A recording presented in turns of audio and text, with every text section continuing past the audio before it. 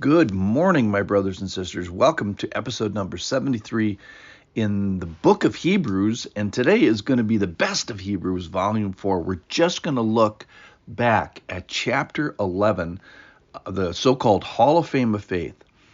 And the reason is because faith is right at the center of the pleasure of God. And without faith, it's impossible to please him. So we did a little while ago 2 weeks of podcast in Hebrews 11, and we lingered a bit and kind of went back to the Old Testament a bit because we all missed the Old Testament, and learned that faith is how you consider God when some circumstances are bad. And in a sense, faith is only applied in adversity. So for all of us who may be facing adversity today, this is a very important chapter to encourage us. So faith is how we consider the person of God before the promises of God are evident. So there's this time element that is before. And what do we do with our soul intent, the intent of our soul in the meantime, in this before time? So this should be a reassurance to all of us, that we can have faith in our difficulty. It is one of the most encouraging chapters in the Bible. And these are not perfect people. There's stuff not to emulate in every single one of these people we're going to mention.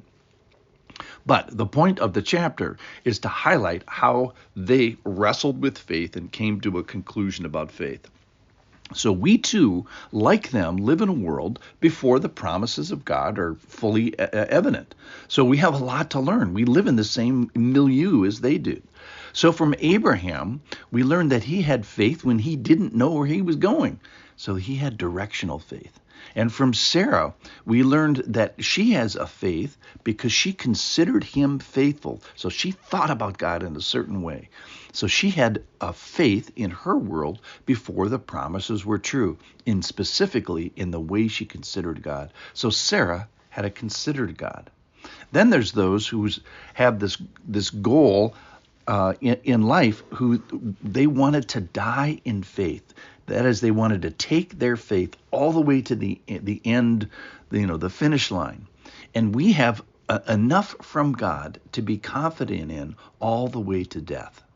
So then there's Abraham, who considered God not just a directional faith, but he also considered God able to raise Isaac from the dead. So he was the first one, and every single Christian today has to have the faith of Abraham. Why is that? Because it's a resurrection faith. So he was the first to believe what every Christian must believe.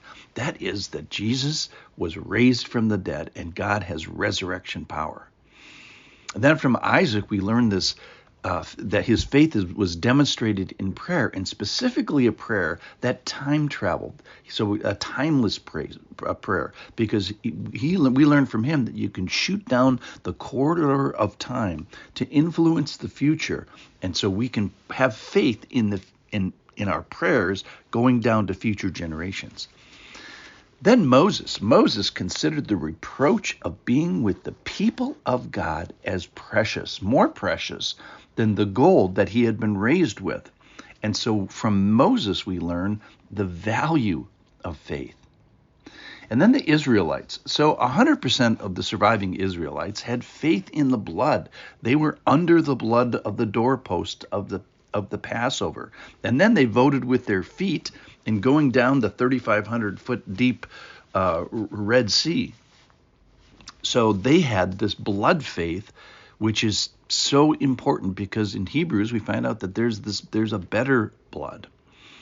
Then in Jericho we learned about obedience faith. March out there 7 times. And then from Rahab, we asked, who belongs to me that God wants to belong to him? So she brings her whole family along in rescue. So she gets this family faith, kind of this associative faith. Then from Gideon, who we find, hiding, we find him, the Lord addresses him as a man of valor. So faith has this element of how God sees me before I see myself. So Gideon gets the identity faith correct.